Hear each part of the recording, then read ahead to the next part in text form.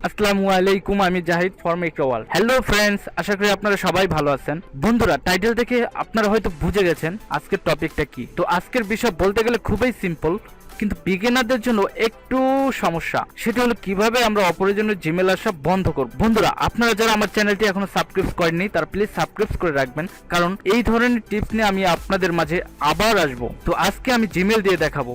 তার কারণ হচ্ছে বর্তমানে অ্যান্ড্রয়েড ইউজার বেশি, আর প্রায় সবার মোবাইলে একটি করে জিমেল অ্যাকাউন্ট লকড ইন অবস্থায় থাকে। সো আমার কিছু বিগিনার বন্ধুরা আছে, তারা আমাকে প্রশ্ন করে যে আমার এই জিমেল আইডি তারা কিভাবে পেল। তো আমি সেই বন্ধুদেরকে বলবো, আমরা অনেক সময় আমাদের প্রয়োজনে কোনো ওয়েবসাইটে অথবা কোনো সফটওয়্যারে অ্যাকাউন্ট ব্যবহার করে থাকি। এই অ্যাকাউন্ট ব্যবহার করার কারণ হচ্ছে আমরা অনেক সময় ওয়েবসাইটে ঢুকতে গেলে সাইন আপ করা লাগে, তো সেখান থেকে আমাদের ইমেল অ্যাড্রেসটা তারা পেয়ে যায়।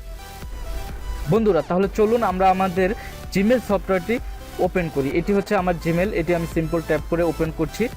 ওপেন করার পর আমাদের যে কাঙ্ক্ষিত জিমেল অ্যাড্রেসটি ব্লক করব, যেটি থেকে আমাদের বারবার ইমেল এসে আমাদেরকে বিরক্তকর করে, তো সেটি আমরা সেই ইমেল অ্যাড্রেসটি ওপেন করব, সেই ইমেলটাকে ওপেন করব। তাহলে আমি এই দেখুন, আমি এখানে আপনাদের দেখানোর জন্য আমি সিম্পলি একটি জিমেল আমি ওপেন করছি। আমার এটা ব্লক করার প্রয়োজন নেই, আপনাদের দেখানোর জন্য আমি অপশনটা শুধু আপনাদের দেখাচ্ছি।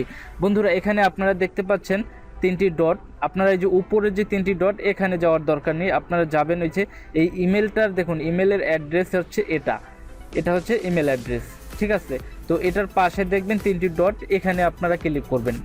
এখানে ক্লিক করার পরে আপনার নিচে জাস্ট ব্লক নো রিপ্লাই, ঠিক আছে, এই যে লেখা আছে এখানে আপনাদের যে নো রিপ্লাই লেখা আছে, এখানে আপনাদের যেই ইমেল থেকে জিমেল আসে সেটা লেখা থাকবে। তো আপনারা জাস্ট এখানে ক্লিক করে দেবেন, দেখবেন এটি ব্লক হয়ে যাবে।